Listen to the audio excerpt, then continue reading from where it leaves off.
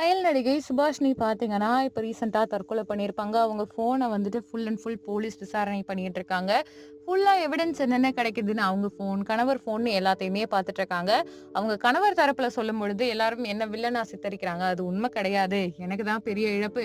நீங்க பேசிட்டு போயிருவீங்க. அவங்க கூட வாழ்ந்தது நான் தான். அவங்க கூட பயணப்பட்டது நான் தான்.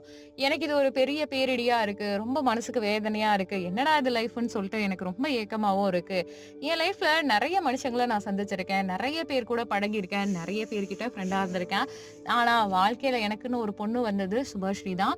இப்போ சுபா வந்துட்டு என் கூட இல்ல. எனக்கு ரொம்ப பெரிய அழுத்தமா இருக்கு.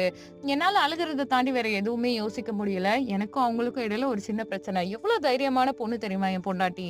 ஆனா, ஒரு சின்ன பிரச்சனை அவங்க கண்ண மூடி தூங்கியிருந்தாலே எல்லாமே நல்லா நடந்திருக்கும். ஏன்னா, கொஞ்ச நாள்ல அவங்க பொறந்த நாளும் வருது. எங்க மேரேஜ் டேயும் வருது. 2மே வர சமயத்துல நான் தற்கொலை பண்ணிக்க போறேன்னு சொல்லிட்டு அவங்க இறந்து போனத என்னால தாங்கிக்கவே முடியலன்னு சொல்லிட்டு பயங்கரமா ஃபீல் பண்ணிட்டு இருக்கேன். உண்மையிலேயே அவங்க கணவர் ரொம்ப வருத்தப்படுறதா நெறைய பேர் சொல்லிட்டு இருக்காங்க. அண்ட் முக்கியமான விஷயம் என்னன்னா, இப்போதைக்கு மன அழுத்தம் அதிகமா தான் இருந்துட்டு இருக்கு. சோசியல் மீடியால லைக்கு, அதுக்கப்புறம் மத்தவங்களோட அட்டென்ஷனுக்காக இயங்கக்கூடிய எல்லாருமே வந்து இந்த மாதிரியான ப்ராப்ளம்ஸ ஹேண்டில் பண்ணிட்டு தான் இருக்காங்க. ஃபர்ஸ்ட் விஷயம் சுபாவ பொறுத்தவரைக்கும், அவங்க தங்களுடைய கணவரோட இருக்கக்கூடிய சின்ன சண்டைய வந்து இவ்ளோ பெருசாக்கிட்டாங்களா? வேற ஏதாவது பிரச்சனை இருக்கா? கடன் தொல்லையா?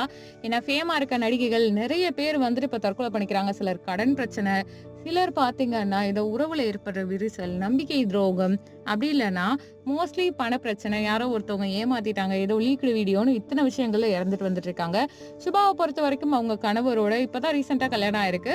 கொஞ்ச நாட்கள்லயே வந்துட்டு கல்யாண வாழ்க்கை, அதே மாதிரி அவங்க பிறந்த நாள் அது எல்லாத்தையுமே ஹேப்பனிங்கா கொண்டு போறதுக்குள்ளாட்டி அவங்க இப்படி பண்ணிட்டாங்களேன்னு அவங்க கணவர் ரொம்ப வருத்தப்பட்டுட்டு இருக்காரு.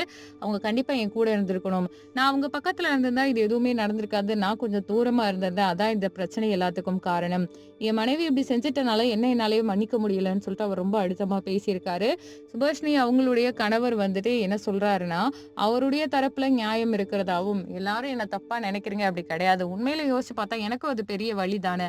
என்னாலயுமே என்னுடைய மனைவியுடைய இறப்ப ஏத்துக்கவே முடியல. எனக்கு ரொம்ப பெயினா இருக்கு. சோ அதுலருந்து எப்படி நான் வெளியில வரப்போறேன்னோ தெரியவே இல்ல. இந்த ஒரு பேரிடிக்குள்ள தான் நான் வாழ்ந்து எல்லாத்தையும் ஹேண்டில் பண்ணணும்னு நினைக்கிறேன்னு சொல்லிட்டு பயங்கர இமோஷனலா அவர் பேசியிருப்பாரு. சோ இந்த ஒரு விஷயம் இப்போ பெரிய வைரலா போயிட்டு இருக்கு. அது மட்டும் இல்லாம சுபாஷினி அவங்க வந்துட்டு சீரியல்ல நடிச்சதையும் தாண்டி அவங்க பேஷனேட்டான நபர். தன்னுடைய லைஃப்ல தன்னுடைய கரியரை பெஸ்ட்டா மாத்திக்கணும்னு நினைச்ச ஒருத்தவங்க. அவங்களோட வாழ்க்கையில இப்படிப்பட்ட விஷயங்கள் நடக்குது அப்படின்றது சாதாரணமான விஷயம் கிடையாது. தன்னோட வாழ்க்கைய, தன்னுடைய உடல, தன்னுடைய மனத அவங்களே காதலிக்கக்கூடிய செல்ஃப் லவ் பெர்சனும் கூட. அவங்க சின்ன விஷயம், சின்ன தகராற ஹேண்டில் பண்ண முடியாம இறந்து போனது யாருனாலயும் ஏத்துக்கவே முடியல. இப்ப நெறைய வைரலான நியூஸ்ல இவங்களும் ஒருத்தர் ஆயிட்டாங்களேன்னு நெனைக்கும்போது வருத்தமா இருக்குன்னு அவங்க கணவர் சொல்லிட்டு இருக்காரு. சோ உங்க கருத்து என்னன்றத கமெண்ட் பண்ணுங்க. நம்ம சேனல லைக் பண்ணுங்க, ஷேர் பண்ணுங்க, சப்ஸ்கிரைப் பண்ணுங்க.